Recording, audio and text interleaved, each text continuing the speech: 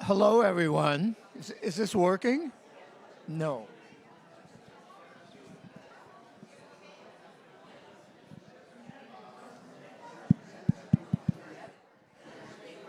Hello, everyone. Closer. Okay, here we go. It's time to start our forum. And we have a very distinguished speaker this morning who's spoken here a number of times in the past, Dr. Charles Kupchala. He has a very distinguished career. He was president of the University of North Dakota from 1999 to 2008.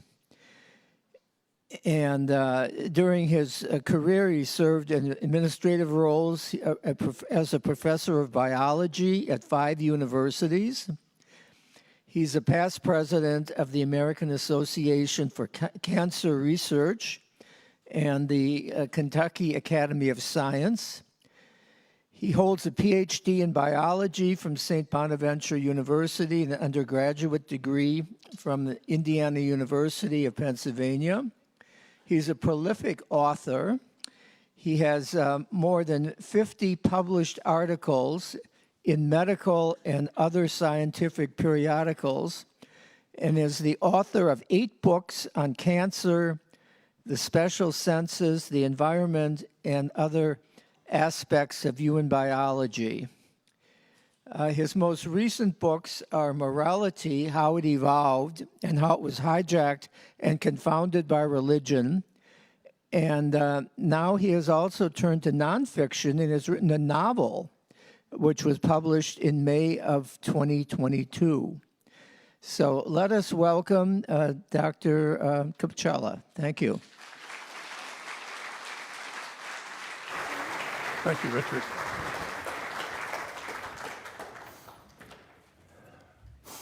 Well, good morning, everyone. It's great to be back here. This is my 7th time speaking here, and it's always been a great pleasure to be here. A very open-minded and engaged audience. Could I have the next slide, please? Adele and I, this is my wife Adele here, by the way. She's a constant companion, 60 years of marriage, she and I, yeah. We were sitting on our lanai the other morning having breakfast. It was a beautiful day just like this one, and we were discussing the relative merits of maple syrup versus this kind of syrup that you see right here. Now, right away you see on this label, butter rich, right? And you would think, well, this is going to be tasting just like butter, and it's full of butter, undoubtedly. And then it goes on to say natural butter flavors. I've always wondered where you'd go in the universe to find unnatural flavors. But then you get all the way to the bottom after all this set up, and it says, contains no butter. Well, we went all the way back to childhood, and some of you will remember back in the day when you would buy something called oleomargarine. And it came looking like a white stick, and you got a little yellow tablet to mix with the margarine, right? So the dairy lobby, apparently, back then, things were much different, much straighter than they are today. When somebody says it's not butter, you couldn't even look like butter because you had to wait till you bought this stuff, and then you mix the yellow dye to make it actually look like butter. So it is with that I would say, seems a lot of the same kind of stuff has been going on here in Florida in our political environment and having to do with the word freedom. The governor called Florida a citadel of freedom, freedom's linchpin, freedom's vanguard. These are all quotes. In his memoir, The Courage to Be Free, he called his budget a framework for freedom. His state address last month, he said, we find ourselves in Florida on the front lines in the battle for freedom. Meanwhile, he's lodged a frontal assault on freedom of the press, reproductive freedom, free enterprise, academic freedom, freedom of speech, and just plain freedom. So let me elaborate. Do I call the slides out each time? I guess I do. Next slide, please. Let's begin here. These are things that characterize the free state of Florida. Book restrictions. Abortion is highly restricted. Florida is one of 12 states with the strictest limits to abortion. No diversity programs allowed in public universities. It's illegal to teach history here in Florida. Next slide. It's illegal to say gay. You can't use gender-free pronouns if you prefer to use them because it's against the law here if you're in a profession. And of course, book bans, which we're going to be focusing on here today. Next. Florida bans teaching about gender identity in all public schools now. The first 3 grades where it was deemed to be age inappropriate, it's now all schools, all of the grades. It's inappropriate for. Next. And then there are these things which I think the governor was really talking about. Free from having to use masks, free to carry guns, free from vaccines. Next slide. It's okay to stay open if you're a store during a pandemic. And then we're free from this thing called woke, which in my dictionary, it says that means awake. It means you're alert, you're awake. But we're free from that here. So all these things which are deemed to be freedoms are actually impositions of freedom on other people. In fact, on a lot more people than are enjoying those so-called freedoms. Next slide. Banning books and history is not freedom. Okay, that's my theme here today. Next slide. And this establishes me, you heard my pedigree. I just want to say that my background is really human biology. So this is human behavior, so I figure it's part of my domain and it's okay. I've also taught in universities for 40 years, and I think I know a little bit about things like tenure. By the way, if anybody wants to ask about tenure during the Q&A, I know it's an issue not well understood. It has some issues about it. We'll talk about that during the discussion period. Next, please. And these are the 2 books, my 2 latest books. I'm not here to sell them today. I'm here to defend books as a foundation for civilization. Not mine in particular, but all books. Next. And just to establish my creds and in full disclosure, I know there's a little bit of a political tinge to this, and I want to set this up. This is Adele and me, and Adele was at this meeting with President Clinton, too. There you see us with George Bush, and we've been working with Democrats and Republicans pretty much all our lives. Enjoyed a wonderful career as president in their deep red state of North Dakota. But something's happened to the party of George Bush. He wouldn't recognize it today, I don't think. He would not know it. It's a party at war with itself. It has some interesting history, which has some greatness in it and great things done for America. But the current group, I don't even know what it is. Next. I should also, before we get into books per se, to talk about the meaning of this word freedom, since it's been confounded and confused by the governor and other political entities here in Florida. Freedom and responsibility are opposites. If you look on the line and look at this thing called thesaurus.com, you will see that freedom is an antonym for responsibility and vice versa. They're opposites. Next. A right is a special legal, moral, or social entitlement.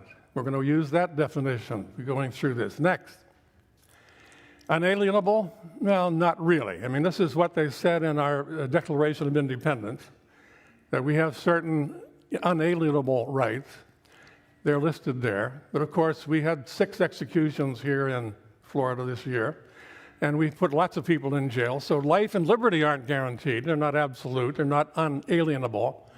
And it's arguable as to whether everybody has an equal shot in the pursuit of happiness. Next slide. Freedom to do whatever without much interference, but it's actually encumbered by, next, responsibilities, obligations, civics, duties, things we only should do. In fact, there's lots been written about our overemphasis on rights as opposed to freedoms here, as opposed to responsibilities here in the West and in the United States in particular. Next, please. In fact, Richard Haass has taken to saying, hey, if we have a Bill of Rights, Why shouldn't they have a bill of obligations too? So we understand that we have both and that they are antagonists in some way of one another. Next. In the preamble for the Constitution, this is to establish the fact that the government does indeed have the license to, and indeed a responsibility to limit freedom. And this is written in our Constitution. And why? Because, well, government has to provide for the general welfare. It has to protect us from one another, basically. Next. Establish justice, ensure domestic tranquility, secure the blessings of liberty. All I'm doing here is saying, yes, the government has a right to restrict freedom, and they do it usually with a limit to how far they'll go in restricting freedom, usually to protect people from one another, to make sure we all have an equal share of these things, these blessings that you see listed there. Next, please. The government, therefore, is free to require vaccinations. At the state level, there are helmet laws, seat belts are required, and then down to the level of the homeowners association that some of you are familiar with, where they actually regulate the color of the pots that are on your lanai, right? Now, one of the tricks here is where does the rightful level of restriction by what branch of government or what level of government? So lately in the news, a couple of city councils, county governments have decided they're going to now interpret the Bill of Rights, right?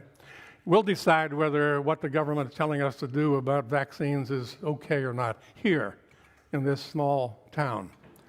Well, that's a recipe for the unhinging of civilization as far as I'm concerned. There has to be order in this and a logic to where the restrictions come from in government.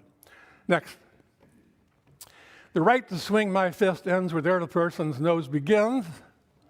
We all know that, and you've probably heard it from this pulpit by people who are much better at preaching than I am. But next slide. This is where responsibility begins, right at the beginning of the other person's nose. Next. And the point to this, I want to emphasize this. Freedom must be justified, allowed up to the end of every human's nose. We're in this together. The mountain men are of the past. And this applies to things like abortion rights, freedom of the press, freedom of speech, freedom from want, freedom from fear. And when you think about freedom as it was interpreted by FDR back during the Depression and right before U.S. got into World War II, he set these 4 freedoms in place. He used it as an argument to get us into the war. He said we have to help everybody in the world have freedom of speech, freedom of religion, freedom from fear, and freedom from want. It's for the so-called 4 freedoms. And the respect to books and the banning of books, the freedom for everybody means don't assume too much responsibility if you're the government about what people can and cannot read. In fact, with books, my position is you don't have any there whatsoever. None. Next. And just one final on this line of reasoning and thinking. We invented agriculture about 10,000 years ago. And when we did that, farmers could feed lots of people. And they didn't have to be farmers, therefore. They could go on and do other things. They could become specialists. Next. They could specialize in being policemen or military, any out of 100 occupations. And we became a much richer, much more of a thriving society because of these specialists were able to concentrate on inventing things that made all our lives better. Next. So the person that lives in the house in the middle of that, this is kind of a metaphor for the world today. We're stuck with this system. We have to depend on one another now. There's no way the person in the house in the middle of all that is going to be able to raise his own chickens, cows, get his own water, provide for his defense, safety, to get rid of waste, all those things that some other people do for that person. That's what we've got. Next. So we're a complex society now. This is a picture of a few of my Facebook friends that came over for drinks one night. I just want a picture of a lot of people. That's what that was about. Next. And these are 2 specialists I want to concentrate on now, in addition to this diatribe I'm going to have about books. On the right, you have teachers, professional teachers. These are people who went to school for a long time. They're experts in their subject matter, typically. They know how to take a student from where they are and take them to where they need to go. They are professional educators, and they need not be interfered with by unprofessional politicians, is what's going on here in Florida. The ones on the left, of course, are research scientists or medical scientists, and they too deserve respect and listening to by the rest of us, because we're busy doing some other thing while they are concentrating on this thing. Can teachers make mistakes? Can research scientists or medical professionals make mistakes? You bet they can. Next. But it is absolutely within the domain of government, building or based on what experts tell the government, to enforce public health measures like vaccinations, like wearing masks under certain circumstances. Now, you can be at home and not wear a mask, but if you're going to engage with other people and your freedom is starting to encroach on their freedom to be healthy, you've overstepped your limit of where your freedom ranges. So masks are proven, vaccines are proven. We're still debating that here in Florida. You know, maybe in the beginning, I get it. There was some doubt about, well, it's an emergency approval. Remember that? So people were a little wary. Well, all that's done. We've saved millions of lives with these vaccines now, and probably with masks too. It's settled. Yes, there'll still be a person who might get COVID from the vaccine. I've never heard of a case. It could happen, but it hasn't, as far as anybody knows. So we go with the experts, and we live in our civilized society. Next, please. All those vaccines you see on the left, half of you or more, I don't think, would be here if it were not for those vaccines, right? All settled. Yes, they make mistakes sometimes, and we could talk about that happen. But you're far more likely to win if you go with the history that you see on the left versus the expert you see on the right, which is what I see going on here sometimes in Florida. I cannot believe it. We listen to somebody who's seen something on Facebook or somewhere on the internet and wants to undo the history of all these things you see on the left. Unbelievable. Next. Professional educators, I've already talked about. We should not be interfering with them. Next. Now, books. Book lovers in the crowd here today? Oh, yeah. I expect there would be. Books are the foundations of civilization. A little bit of history. Next slide. Does liberty die when books are banned? Is it a slippery slope? Well, if it's Florida, it's a slippery slope that I see going on here. Next. Here's the numbers. Somewhere in the U.S., according to Penn, 5,894 books. Some of you may have seen Melanie Wicker's column back in November, pointing out a lot of these books are classics. We'll talk about that here in a minute. They have nothing to do with, well, okay, there's pornography.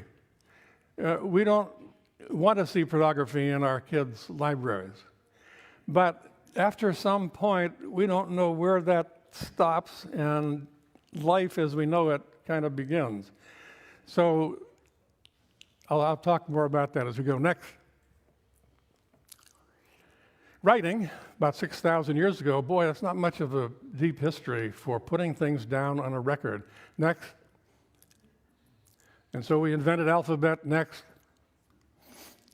And for a long time, we had these things called books that monks spent years copying and distributing to one another. They were recording what was going on in civilization at that time, so the next few years could build on that. There was no other basis for it. I mean, telling tales, legends, using just verbal communication only goes so far, but writing it down, all of a sudden we had a foundation. People could build on the shoulders of giants. So that metaphor, shoulders of giants, I did my work, but I was standing on the shoulders of giants. Well, lots of times those shoulders, those metaphorical shoulders, were really books, documents that were said, I can top that. And so the next layer and the next one, and civilization went. Next slide. Middle of the 15th century, we all learned in school that Gutenberg invented the printing press, right? You all learned that same thing? Well, actually, he didn't. The only reason we were told that and believed it for so long is that, well, he was in Western civilization. That's where most of the books we read were. So we got Gutenberg, good job. So now we have books. And indeed, after that middle of the 15th century, there were 10 million books published using that in Western Europe. And in the 50 years after the beginning of the following century, another 20 million books. So all of a sudden, found a foundation for civilization was unfolding, taking place. But the printing press was actually invented about 100 years before Gutenberg in Asia. They were using it. But the point, books are so important that it actually determines is not only a record of what happened, it is an explanation of what happened. It becomes the truth of what happened. Another kind of an angle, but they're so important to us that they've actually become the reality. You know, the story about the victors write the history, right? What that means is you get a history finally that's written by victors, and then as you go on, that became what really happened, whether it did or not. Next, please.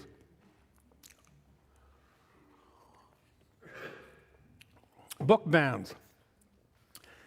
Now, as soon as ideas got locked into books, people began to say, well, wait a minute, I don't like that particular idea. So even though, here's a quote that I think some of the folks on the extreme right might understand, the only thing that can stop a bad guy with a bad idea is a good guy with a good idea. But there have been people throughout history who said, no, we see a bad idea, we're going to stifle that. That's what's going on here in Florida. We don't like this, so we're going to make it illegal for you to see it. You can't even look at it. Here's a history of some bans, real quick. There were 53 titles burned at a college in Russia just not long ago, in 2016, because the books were found to be alien to Russian ideology. In the Middle Ages, the Catholic Church had Index Liborum Prohibitorum, Prohibitorum, maintained for 400 years, a list of books that Catholics could not read. By order of a Roman Catholic bishop, William Tyndale's English version of the New Testament printed thousands of copies, but they were all banned because church authorities argued that the Bible should be in Latin only, and only church officials should be able to interpret it. You don't want people reading this and making up their own minds about what it actually says. So I call them bad guys because they have this theology or this dogma, and that was their way of preserving what dogma was. They don't want lay people messing around. And then you remember the movie Bonfire of the Vanities. It was another case in history. Next slide. Even despots like leaders of China finally came to realize, if you close the window, you get no fresh air and no flies. But if you open the window, fresh air comes in and you also get some flies. This is the argument about where that border is between pornography and maybe something about human sexuality, which is perfectly legitimate to learn about if you're in high school, where you probably already learned about it in grade school on the playground. Next. When it comes to books, Florida is the champion. There it is, sticking out like a sore thumb. I don't know whether you can see that or not, but the number of books in Florida at this particular stage by PEN America is the largest number of books of any state in the United States. Next. So here in Collier County, and before I go through the list and the situation here, the arguments against banning books are pretty simple. It's the lack of transparency about who decides and why they decide it, and whether some people, like parents, for example, should be the ones to decide for other people's kids. I think I've already begged the answer to that question. Children need to see themselves represented in literature, no matter who they are. Deprive students of classic literature, sophisticated, complex stuff. The might have a little bit of sex in it, maybe even something about race. It shields students from the complexity of the world if they are shielded from books. Its diversity and its perspectives, the significant parts of the world that they're actually going to have to live in when they become adults. Next. School districts here in Florida can usually make up their own rules about how to do this, but they've all been running scared because they don't know for sure what it means, what books they should eliminate. It's caused a great deal of confusion, a lot of expense, as others have pointed out, to take time to have to read all the books to make sure, gosh, there better not be an episode of sex in there. So how do you find that out? Well, you have to read it. That takes up a lot of somebody's time. And usually the critics about that book haven't even read it themselves. They just say, I think there's some sex in there. I've heard from the lady down the street that there was some. I myself haven't read the book, and in fact, I haven't even seen a copy of it, but it should not be in our library. Next slide. This is some of them. You know, books like The Handmaid's Tale, The Color Purple, Slaughterhouse-Five, Catch-22. I think books like Catch-22 are probably part of the who we all are. I mean, we probably all read that either in high school or college. I think I was better for having read it. I still think about the themes of some of those books. Absolutely absurd that whether it's just been pulled temporarily while somebody reads it, and during that time the kids can't have it. By the way, a lot of this stuff, as you all know, is in the courts now. But courts being what they are, it might take forever for them to decide. So in some cases, they're allowing some of these crazy laws to, we've got this thing called a supermajority in the legislature. And forgive me for this, but I don't know whether some of you have seen that thing Bill Maher does, where he says, I don't know this for a fact, but I think it probably happened. And I think of all those dedicated public servants who are in the legislature, and I'm sure there are many of them, they work hard, but I can't help but believe that now they have the supermajority on this one side. 2 or 3 of them got together in a bar one day and said, you know what, let's pass some real crazy stuff. And just to show the Democrats they can't do anything about it. Let's do that. And so they came up with some of the things I'm going to quote here in a minute. Next slide. To Kill a Mockingbird, Huckleberry Finn, really? Really? Here in Florida, here in Collier County for at least a while. Next. And of course, some of the schools, and there's stories in the local paper every day about some of the systems are so tied up in this, they've eliminated dictionaries, they've banned encyclopedias. There's talk about actually banning the Bible, but nobody's dared do that as far as I know. I don't think any place has actually done that because, well, even though it's full of accounts of incest and rape and mayhem of all kinds, we kind of ignored that stuff and just accept the rest, which is some of the good stuff that's in there. But here, for just 2 examples, here in Collier County, we probably have 167,000 people employed. I'm guessing that about 30,000 of them are working today. Now, if you take that literally, you'd have to go out and kill those 30,000. We'd all have to do it, right? I mean, that's what it says. He shall surely be put to death. You may or may not be working, and yes, Sabbath may have been yesterday and not today, but we're going to have to kill them one day or the other if they're working. But let's not ban that one. For obvious reasons, we're not going to do that. Next. And then a lot of this is being done by a group called Moms for Liberty. Now, never has there been a more egregious corruption of the English language than Moms for Liberty, given what they've been doing, trying to control school boards throughout the state and getting parents to actually get involved in eliminating certain kinds of books from the libraries. Next. Restricting what students can read is the same, and banning books is the same as burning them for those people who are deprived of those books for however long they're deprived. Next.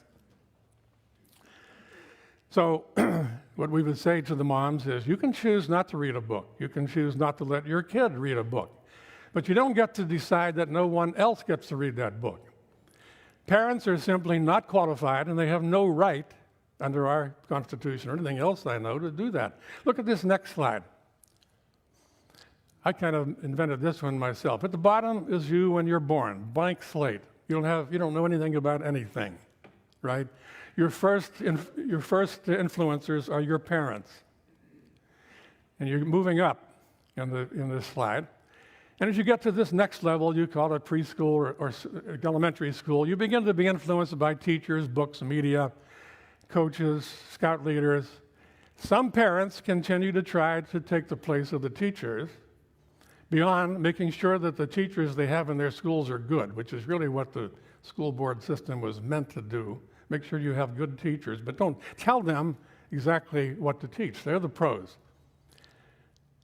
Parents tried to tell the coaches, put Joe in, he's a better batter than they're talking about little leaguers, you know. They want to coach the teams too. But by the time you get to the older years, the mature late 20s, late adolescence, the influence of parents disappears almost entirely, and this is as it should be. Kids have to be enculturated, they have to be socialized to the whole of society, not just to their parents. That's why we give up control to a degree, at least, a large degree, some of us, because we trust that our systems will have provided good coaches, good books, teachers, scout leaders, etc. Next. Here's a quote from James Patterson, who makes the point about how unqualified parents are to be deciding what books to ban. A woman went to the school board and checked the box. We need to get this book out of here. The book doesn't have any serious literary, artistic, political, or scientific value for students. But when questioned, she said, I know, I haven't read it, and no, I haven't even seen it. Next. And this is all over the country, by the way, not just here. There's a movement, something going on, and it's insidious, and it's bad. Bad. Librarians under attack, teachers, Missouri, jail time for distributing something called inappropriate material. Who decides what material is inappropriate? Well, in the old days, it was professional teachers who did.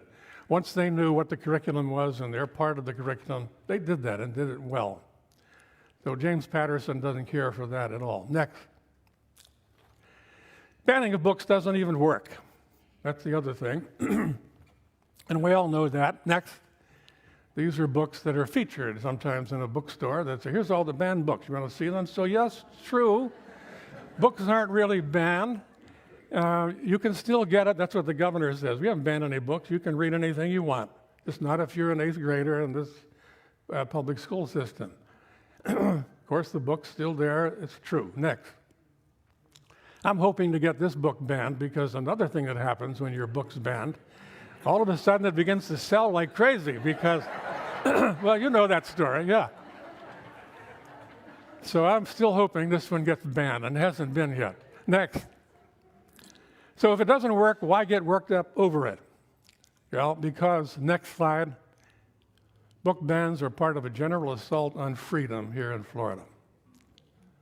And I hope if you're reading the same stuff I'm reading, the New York Times, the Wall Street Journal, the Washington Post, Naples Daily News, watch Fox or CNN, this is happening all over Florida, and it's reported as a national story. Next.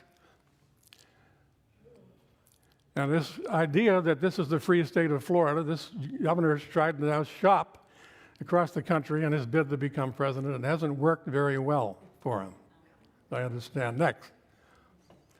Because it's newspeak, it's double speak, it's double talk to say we are free when we're absolutely being restricted, and we have one of the most autocratic administrations we've ever had here, Florida. Next.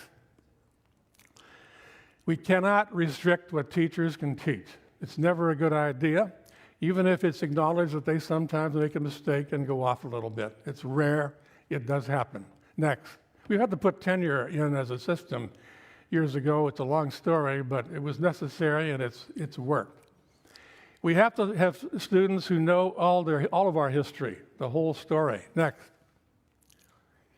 All of it. All of it. And it isn't just because, the Republican Party is actually the party that ended slavery, if you want to think of it that way. It did. It was founded to do that, and it did it back in 1865. Now, members of that same group, putting on that same cloak, say, we don't want our kids to know what ever happened. I don't get it. Next. And it's not like it was over in 1865. This is a picture of Ella Fitzgerald in a jail in, where is it, Memphis, does it say there? After having sung to a mixed audience. This was in the 1950s. I was already alive then. This was going on.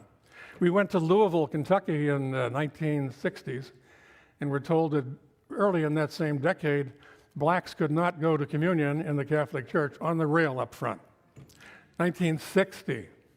There's still elements of this, and that's, of course, what woke is all about, at least partly what it's all about. Next. And I don't know whether you've ever seen this, but you should get a hold of it. It's a description of what woke really should mean.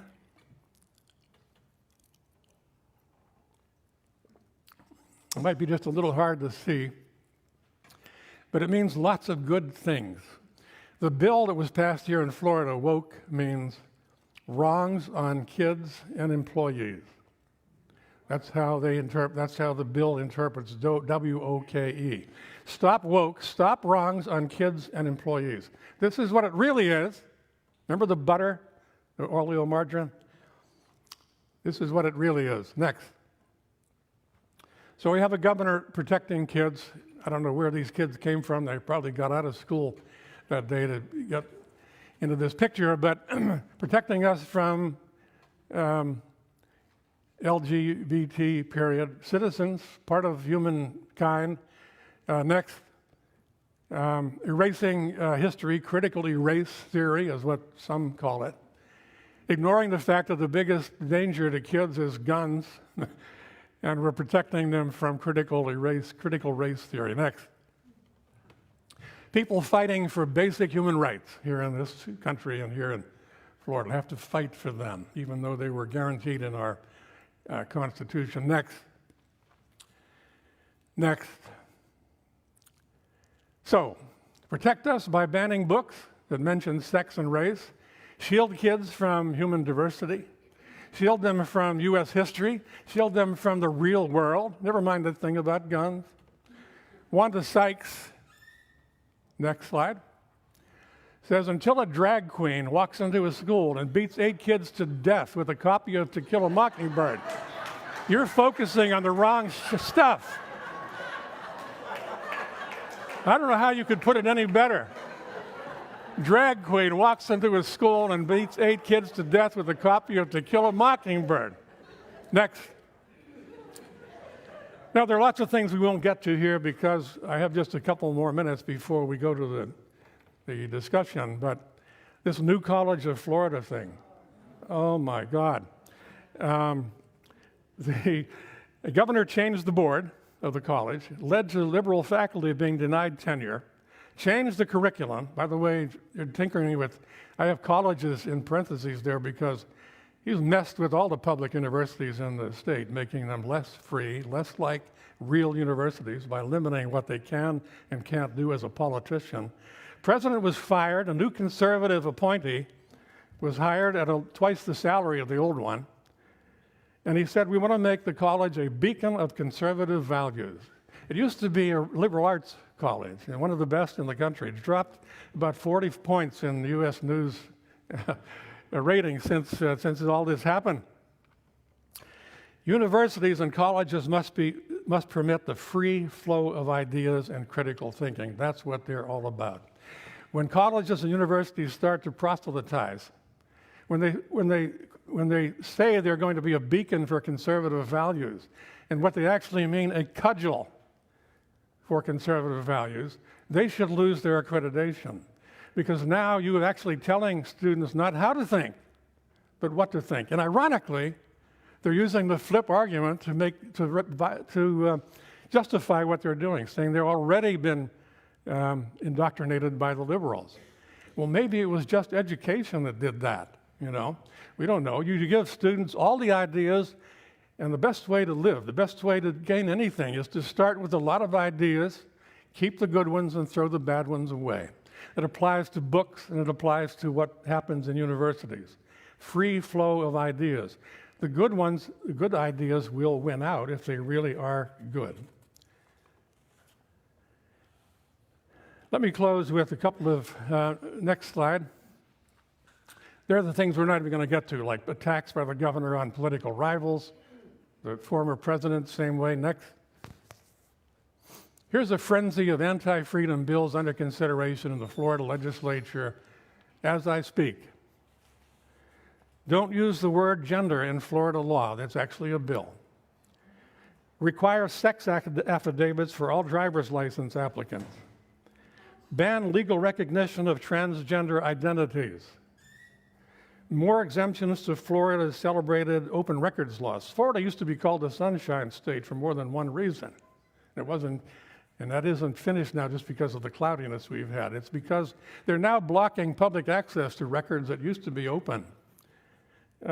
Use standard definitions of sex, male, girl, etc. in statutes.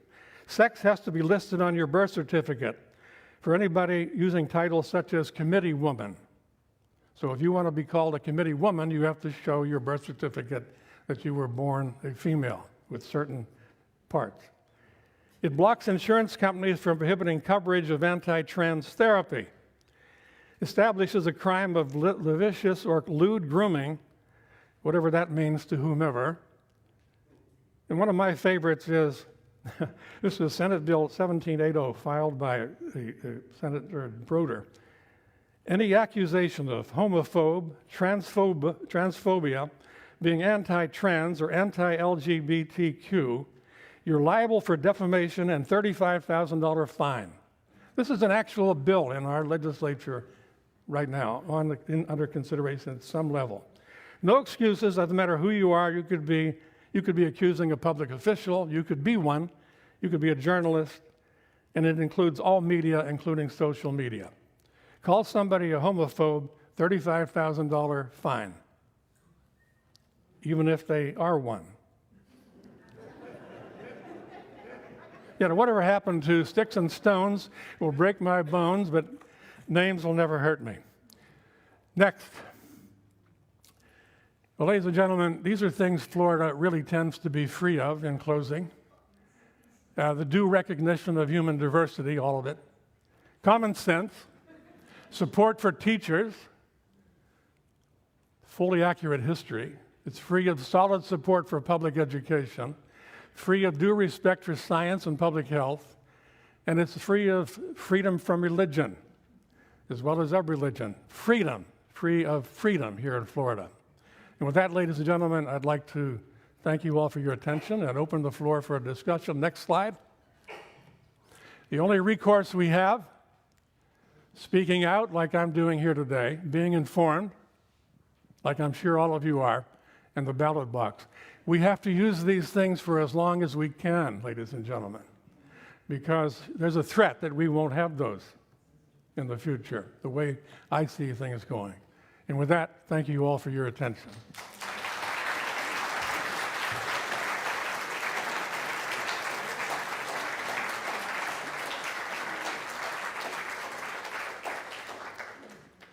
Thank you very much for an excellent talk. If you have a question, raise your hand, and a microphone will be brought to you. Back here, okay.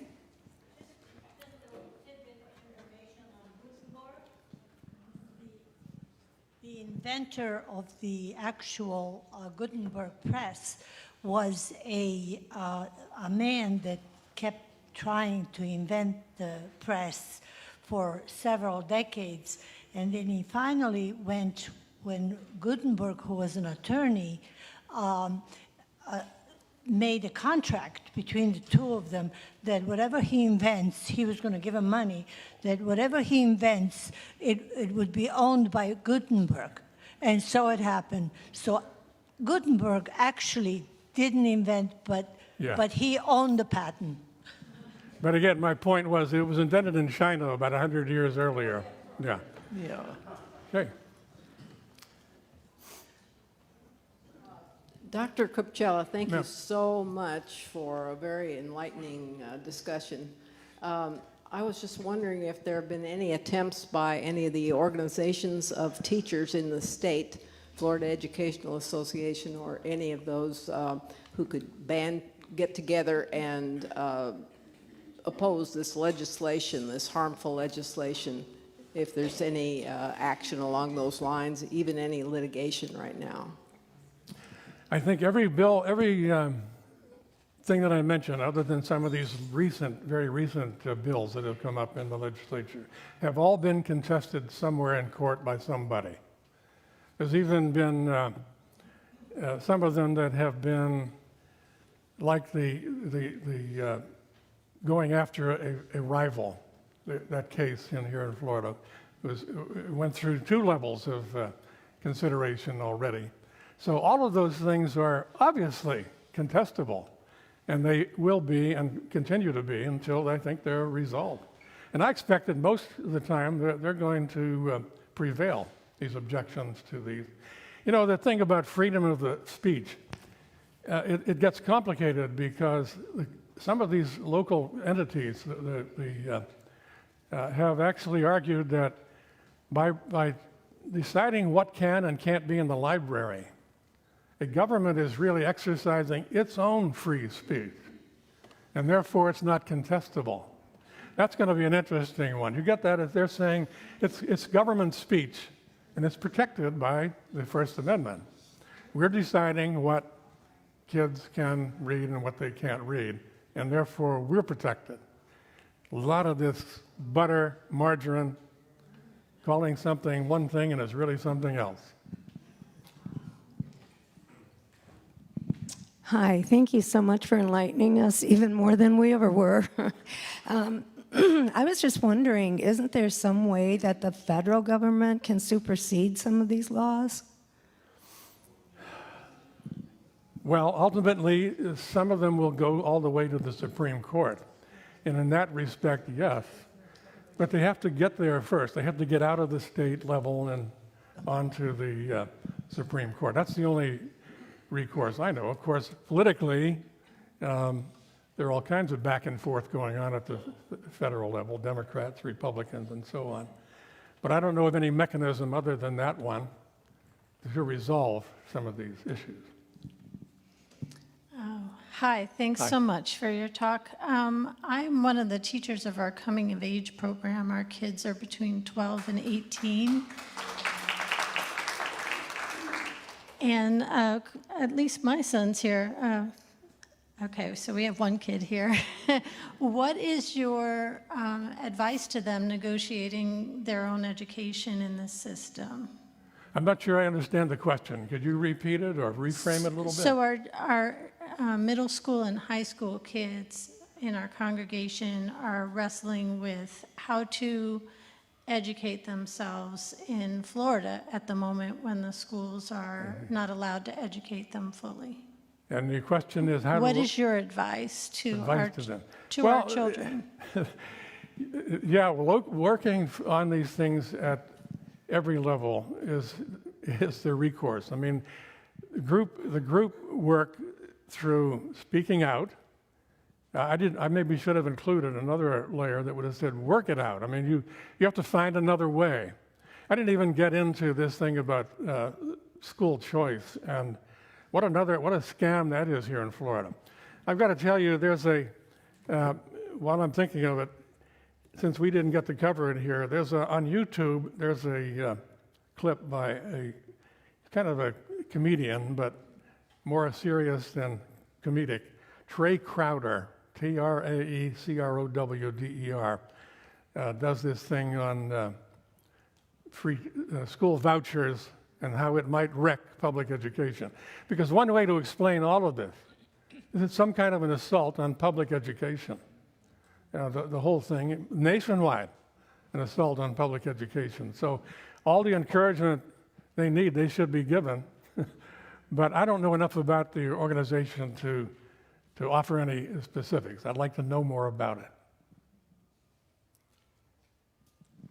I have a question, and correct me if I'm wrong, but I have heard that a teacher can, in Collier County, can be, a parent can have a civil suit against the teacher if she introduces things that are not allowed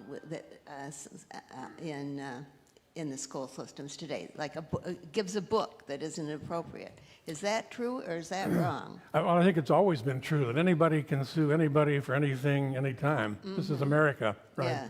We're a litigious society. But is there some special provision? I don't know about that exactly.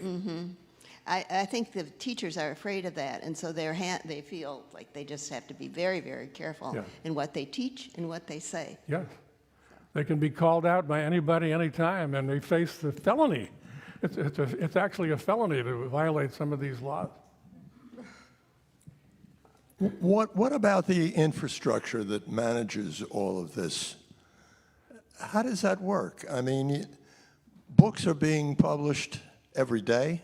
1 million of them every year, yeah, at least. Yes. Who polices all of this? What does it cost? How is it done? Does anybody know that at all? Well, I don't know if there's any policing of what can be published. That's an open, free enterprise. Here in the United States, you can publish anything, anytime. What we're talking about is structural restrictions about who can read what, is what's going on here. But the book business in and of itself, it's as wild and open as the internet. I mean, you can publish any kind of a book. There's no policing of what's in a book. Now, you can be charged with inciting a riot if you write a book and make a specific suggestion or urge people to. But even then, you couldn't eliminate the book. You can buy books on how to make nuclear bombs, for crying out loud. I mean, what else? What short of that would serve anybody? So no, I don't know of any infrastructure. Get it published. 1 million books a year, and it's actually more like 2 million if you count self-published books. Can you imagine that many books a day coming out? No way to police them. Yes. Okay. Thank you very much for your presentation. I really appreciate it. I come from Kentucky, and in the 60s, we had people put in jail for 5 years for having a copy of the Communist Manifesto in their library.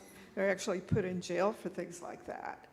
And I'm somebody that really appreciates being able to read books and having open discussions, because that's the way we grow when we listen to each other and learn to trust and love each other.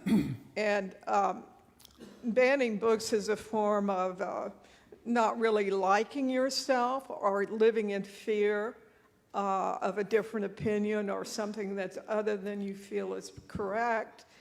And in a democracy, we need to heal and hear everyone's voices and not use some crazy myth of normal to judge other people. You know, and you're right. Probably all of us here could agree on certain subjects or treatments of them that should not be in a library in a school. I can imagine what those might be. We could all do that. But that's not what's happening. We're banning the classics. We're banning books that have made us all who we are and grew up with. That's what's happening because people are thrown into confusion. They're trying to get a hold of this, trying to control this thing, and in the process, they're wrecking this thing. That's what's happening as I see it. Thank you for coming and speaking to us, and you've given us a lot of things to think about. I would like to add one additional thing to your list of what is banned here in Florida. In Florida, our right to die is banned. For those of you that have any compassion for people with terminal illnesses, that have less than 6 months left to live, there are two very powerful organizations that are trying to give us the right to choose here. It's legal in 12 other states that people in that condition have a choice. One organization is Compassion and Choices, and another one that is headquartered here in Florida is the Final Exit Network. So you might look at those websites and see what other states have got that we don't have. Thank you.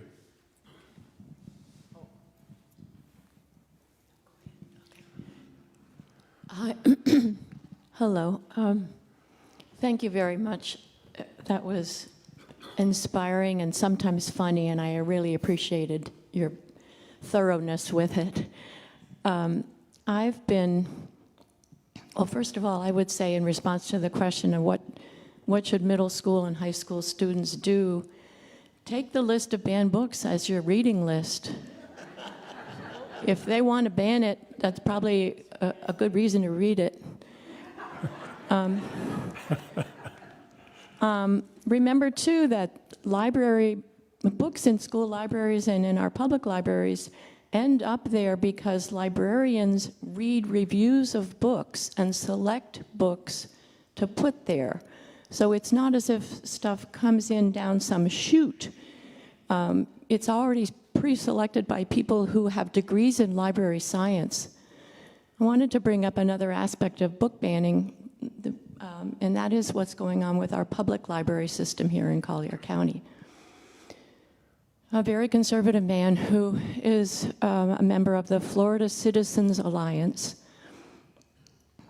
The Florida Citizens Alliance says on its website that no parent can really trust a government school to educate their children. So already they are completely against public schools, and yet this man continues to come and speak at public school meetings. He was the one who introduced the proposal to start the meetings with an invocation, which was recently defeated, but just by the skin of its teeth. Anyway, he went to the county commissioners and said, oh, look, we need to pull out of the American Library Association. And the reason that he gave was, unfortunately, in my opinion, the new director identified herself as a Marxist lesbian. Well, that was all the commissioners needed to hear.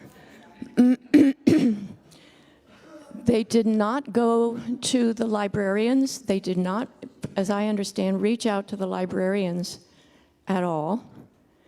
They did hold one hearing about this situation. One of the librarians, one of the people who's on the Library Advisory Board, went and spoke about her experience and said she was absolutely appalled at the information, in quotes, that was being given about the American Library Association by some conservative members of the community. And at that, they heard everything, and then the commissioners voted right away to cancel the membership in the American Library Association.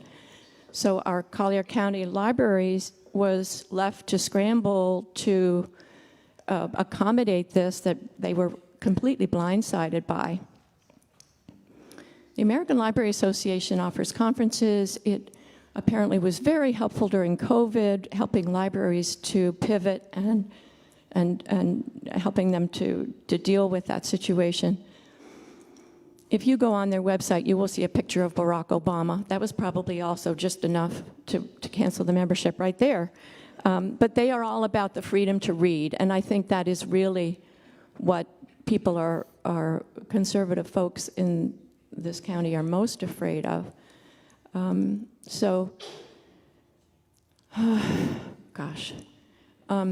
Yeah, this is just another aspect of what's going on with books. And, you know, there is more that you can do other than just vote, and that is go to school board meetings, go to city council meetings, go to county commissioners meetings, speak up. Don't wait because other people who you don't agree with, they're there.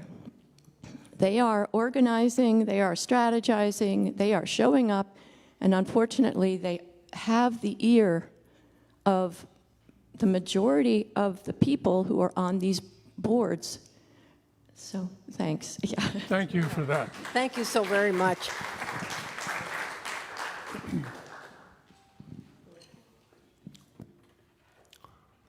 My name is Frank Venezio. I was just wondering, DeSantis and Trump, in my opinion, have been the impetus behind this movement. And I'm just wondering, what do you foresee in the next 5 years or 10 years when those two people disappear or fall off the face of the earth? Will this movement continue on as it is now? Does this movement have enough impetus to bring this state to its knees? Well, that's a great question, and I think I understand the question. Where does it go? Well, it looks to me like, even though I believe in my heart of hearts that, you know, the truth is what sets you free. You keep searching for it until you find it. When you find it, you consider it as a working truth until you can maybe improve on it by some new information. What I see going on here is from the extreme right side of all this. And by the way, let me just say, you know that until 1992, every African American who served in Congress was a Republican. You probably didn't know that. It was Eisenhower that sent federal troops into Arkansas to desegregate the Little Rock schools. There were 21 black men who served in the House before the first black Democrat was ever elected. Now, the Republican Party, the other one, the one I knew as a kid and grown up, established the National Cancer Act, one of the most important pieces of health legislation in the country. Toxic Substances Control Act was passed during a Republican administration. Richard Nixon founded the EPA. So I don't know what happened and where they think, but I think, in my worst fears, they're trying to get to the point where it becomes autocratic. You get a dictator in place, then you lock where you're going, and after that, it's under the control until that dictator is overthrown. In other words, you've taken out, let the truth win out eventually, because that's what I think really happened. You know, I heard an argument the other day about what's happening to the schools here in Florida, and particularly this new college. That's just the pendulum swinging back. The schools have become too liberal, was the charge. So now it's swinging back. Nonsense. There was no pendulum. Schools, most of the colleges and universities, all of them, as far as I know, were originally church schools. They were all founded as ultra-conservative, became more secular over time because of, well, the way I look at it, new information. They became more liberal in their real sense of the meaning of liberal. That is, open to new ideas. But what we've got working against it is we don't like those new ideas, and we don't want you to have them. And we don't want the country to operate on them, so we're going to lock it in like we think it was back in the 1950s. That's what I'm saying. And I lived in those years and saw what we had. It's nothing like they say they want to go back to. It was never a good time in that respect. But they kind of think it was, I guess, since maybe they won out or something and want to go back to it. I don't get it. But I think it's despotism. It's either enlightenment will happen again and we'll have a reversal of this trend, or it'll get locked into place by an autocratic system of government. And that's absolutely a possibility, I think. I'd like to, Linda Allen here, I'd like to add my thanks to all of the other folks that are here today regarding your presentation. A lot of material covered very succinctly. Two comments. One, the new social media law that they're signing in, which probably is going to get challenged, is another kind of absurd law.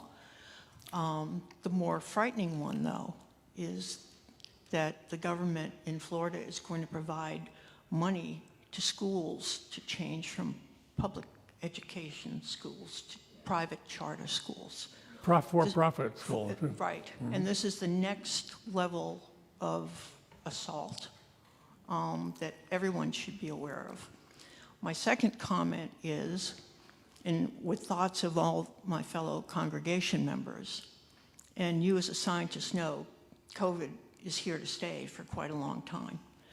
The Surgeon General that Florida has is an absolute joke. And your comment about them hiding official records, which used to be open, is going on that even the CDC cannot get the information. But with the little information they do have, Florida, in all age groups, is woefully behind the level of vaccination, and even in the age group 65 and over, is way below the national percentage of people vaccinated. And I just want to remind everyone here that that means Florida is a hotbed for COVID because it's a virus, and the only thing a virus needs is a host. So all those unvaccinated people that are walking around in public, Free. They're all free. they're all very free. And you know, if they're free and they want to die, more power to them. Well, they are dying, by the way. They are dying. Yeah, they are. There have a couple of studies now that have shown that unequivocally. The folks who denied the vaccinations are dying at a much higher rate than those who've taken them. And then there was an argument the other day I heard that, well, most of the people who die of COVID have been vaccinated. And the only reason that's true is almost everybody has had at least one vaccine by now.